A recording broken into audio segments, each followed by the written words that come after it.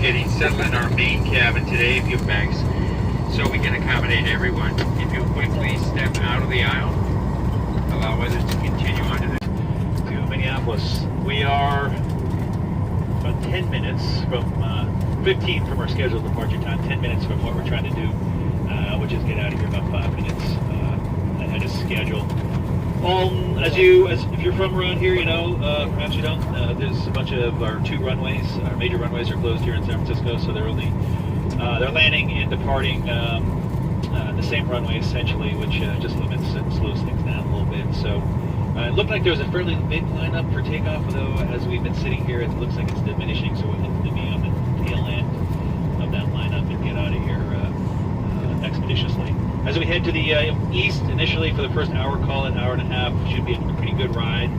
As we get over the Rockies, there is weather building around north and south of Denver.